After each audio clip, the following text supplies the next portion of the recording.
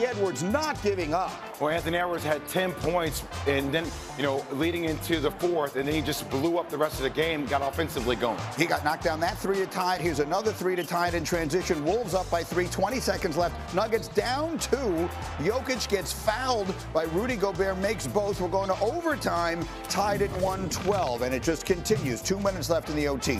Wolves up by 4. Anthony Edwards was terrific last night, Monica. And he wanted the ball in every big spot. You can see the energy. He's talking to his guy, Mike Conley. He did not shy away. Jokic on the other end, knocking down the 3. He would have 56 at the end of the overtime. Here come the last 2, down by 2 with 13 seconds left in the extra frame. Jokic, yes, we're going to double overtime, tied at 125. Opening minute of the second extra frame. Jokic, we're counting. He's at 58 with the footwork. Nuggets up by 2. 2 minutes left. Jay Will, we're going to call goaltending here. Good call to give Jokic 60. It's the right call. 60 points. Nuggets up by 3. But Anthony Edwards just would not be denied. I mean, this is what he does, closing time. But also, they try to take the ball out of his hands with double teams late. He had 34. Aaron Gordon makes a 3. Nuggets lead by 2. Now, here's the critical moment. 17 seconds left. Timberwolves inbounding with a 1-point lead. Edwards. We got, look, Russell. Pull it out. Pull it out. Pull it out. RJ and Monica. Yeah. They had a 1-point lead at the time that Westbrook goes for it. Now watch this on the other end. Russell Westbrook is kind of guarding no one. Where is he? Get into play. Don't foul. And he gets there at exactly the wrong time. Chris Finch is looking out to say bye. Great game as he realizes his guy fouled. It is almost impossible to believe. Aiden Watson's reaction. He commits the foul, Russell Westbrook does, with 0.1 second remaining, and that's how it ends. The free throws, the Timberwolves win at 140. I'm tired, Greeny. To 139. Jokic finishes with a 61-point triple-double. And yet that isn't the first topic to come out of the game. The closing sequence there from Russell Westbrook. I don't know why you don't pull the ball out. And I get that Russell is athletic and you can get to the rim. But, like, that is that's an IQ play down the stretch. And you have a 1-point lead.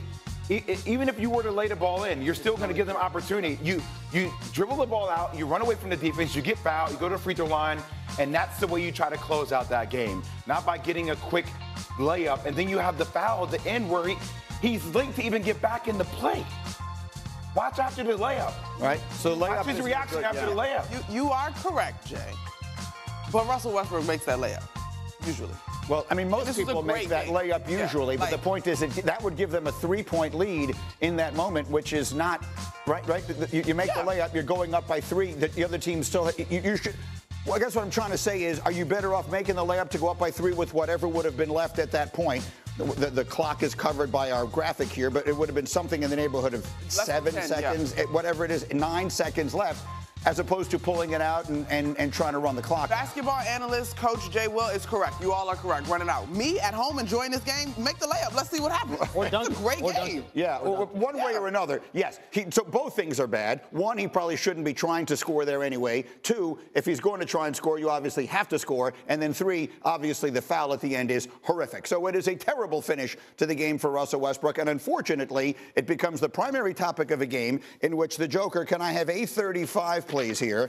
Shams, the Joker, 61 points, 10 rebounds, 10 assists. He is the 3rd player in NBA history with a 60-point triple-double, joining Luka Doncic and James Harden. The 61 points are the most in any triple-double in NBA history. Can I say that one more time? That is the most points that any player has ever scored in a triple-double in the history of the NBA. Shams. He's the 3rd player in NBA history right now averaging a triple-double. He's done it in the past, but I think this year is the year he's actually going to do it. And we talk about MVP. He still might lose MVP to Shai Gilgeous-Alexander. The way he plays, he makes it look effortless. Everyone talks about, does he take the game serious enough? Like, he loves to ride his horses. You have to take the game very serious to dominate. He's at the level now where you have to think about him among the greats. And he reminds me a lot of a guy like Tim Duncan. You think about how stoic he is. He just goes about his business, doesn't really care for the commercials. Here's what's bothering me as a Joker fan. And it's natural. We're going to wake up every morning, and you're going to see highlights of Stephen Curry in 52. We're going to talk about Russell Westbrook. This was one of the greatest performances individually I've ever seen. Yeah.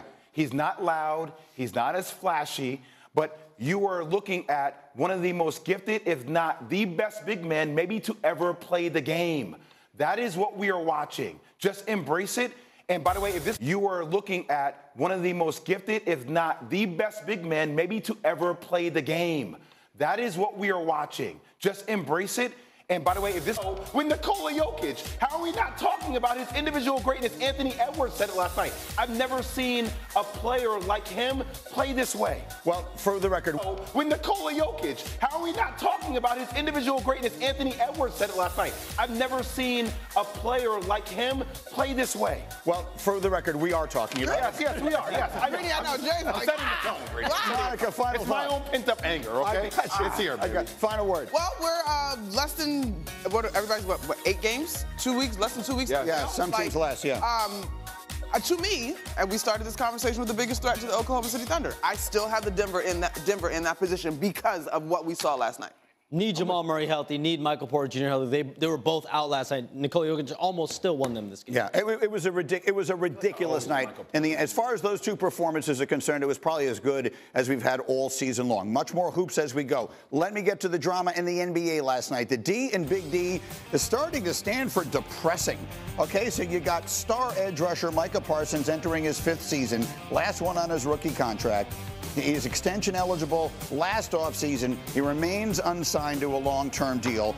Jerry Jones at the owners' meetings talking to everything, talking about the unique way he is approaching these negotiations. Sort of sounds like the agent almost doesn't matter. Listen to the way Jerry handled this conversation. The agent is not a factor here or something to worry about. And I don't know his name. And so my point is that I'm not trying to demean him in any way, but this isn't about an agent. The agent doesn't have one thing to do with what we're doing when we get on a football field against a team. So Micah Parsons himself didn't like that. Someone tweeted that this was disrespectful to his agent, and he tweeted, facts. David is the best, and I will not be doing any deal without him involved. Like anyone with good sense, I hired experts, all that. There will be no back doors in this contract negotiation. The most interesting part of all this, again, I would hate to hear how Jerry Jones would sound if he was trying to demean the agent, because he said he's not going to have one thing to do with this. I don't even know his name. Peter, your first conversation with us here. What do we make of Jerry Jones suggesting he doesn't know the name of Micah Parsons' agent? They're going to do a deal without him and all the rest of it. His name is David Mulugeta. He's a great agent. Athletes, Jerry don't care about that. Jerry wants it to be a family business, and he wants to look the guy in the eye, and Jerry wants to be the one who is going to make a deal. This is very close and personal to Jerry Jones. It's going to be the second biggest contract Jerry Jones ever signs, of course, to Dak Prescott, which he did last year. And I believe Jerry Jones wants to deal with Micah. And the second he starts talking about agents, it's like, no. What do you want him to say? I really respect the guys at Athletes First. Like, that's not coming out of Jerry Jones's voice. That's not what he's doing. He wants it to be on his terms. And I'll tell you guys this. I think Jerry enjoys the art of the deal more than the football sometimes. He loves the business of the game, and it's very close and it's very personal to him. Is there an urgency? Guess what? There's no GM there that has to report to an owner. A lot of times these GMs, like every time I walk in the door, I've got the owner saying to me, when's this deal gonna get done? Where are we at? Jerry plays both roles. This is close to him, it's personal. He referenced Emmitt Smith and Deion Sanders in deals that he's done before. That is close to 40 years ago. That is the world Jerry's living in. He wants it to be a personal business, and he wants to look his player in the eye. So I mean, Micah seemed to be put off by this. Does it matter? I mean, does it matter that the agent gets once the $41 million a year is in front of Micah, it's not going to matter that Jerry disrespected his agent in March. Look, this is Peter's right. Like, once upon a time, this is how Jerry did his deals. He got in the room with the player, like, hey, man, like, you know, this is you and me here. Let's talk about this. No state income tax, blah, blah, blah. It doesn't work like that anymore. And I think that Jerry is probably pretty frustrated when you hear him talking here. Like he felt like maybe he and Micah had an understanding, and then the next step is, all right, well, have my agent call Steven and we'll work this out. And now Jerry's feeling like, well, now there's stuff that we didn't talk about that gets brought up. So I think that's what's